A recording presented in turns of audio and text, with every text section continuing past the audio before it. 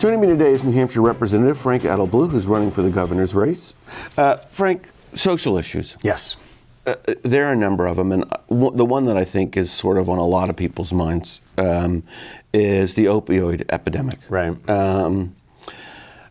I guess a couple of questions. So where do you stand on what's the right policy for the state, right, as we address this issue? And what's the short-term, long-term strategy? Right. So, when we talk about the opioid issue, this is one of those examples of, government contributing to creating a problem that we're now going to somehow jump in and try and solve.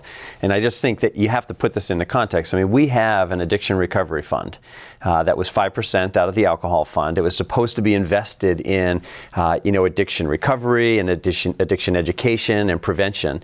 So from the state.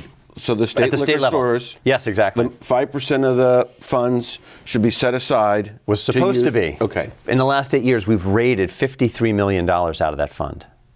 So in essence, if that $53 million had been invested in addiction education, in addiction recovery, in addiction prevention, and in law enforcement, perhaps the crisis that we're facing today wouldn't be so great. And I think we have to acknowledge that. We've made a mistake by taking critical funds away from a program that was designed to prevent the circumstances that we have right now. But now, nonetheless, we've found ourselves in that circumstance.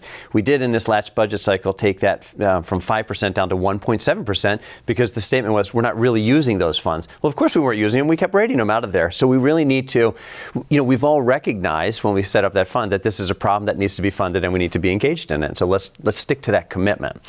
The second thing I think that we have to consider here is that this is a problem that the government will be part of the solution, but it's not going to be the whole solution. It really needs to be a community involvement in terms of trying to figure out how to solve this problem.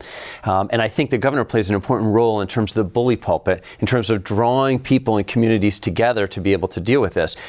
Some of the programs that we see being set up right now are, 28-day, 60-day, maybe 90-day kind of dry out periods. The problem with these is that we dry these folks out. We help them get over that initial, addiction process or problem, but then we put them back out on the street, and then the recidivism rates are like 90% or 95%. So we're drying them out, then we're putting them back into the system. In order to get better, therapy or recovery needs to be long-term.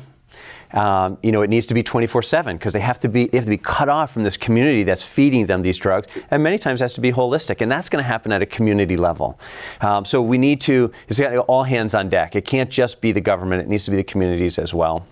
And then I think the other thing that we need to focus on really is, in terms of law enforcement, it's a very difficult law enforcement problem because as soon as you cut off one spot, one feed into the state, another one pops up, and there's guys who are just waiting to get into that supply chain.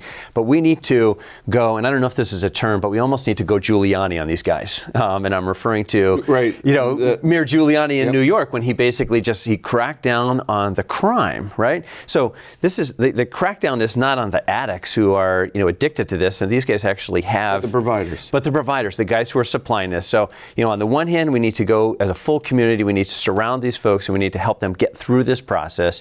And we need to go full Giuliani on the on the guys who are supplying this stuff. Like the 5%. Back to that real quickly. Yes. So if funds were put back in, they're now being raided from whatever they're being used for. Well, they've been raided in the past, right? But they're redirected. Yes. So the funds are going from one place to the other. Yep. What happens to the needs that are unmet?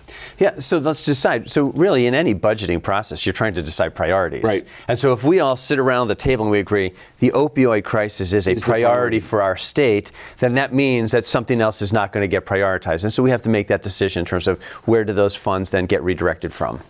And is that one of your top priorities? Or should that be one of our, It absolutely has to be, because it is, the problem is, like, oftentimes, we've got a crime problem associated. We've got the actual addicts who are struggling through this process, but it affects a much broader part of the community because the families are affected. The addicts who are committing crimes are affecting their communities. So again, that's why I say it really needs to be a full community effort. Okay, great. Thanks so much. When we return, we're going to continue our conversation, so please stay with us.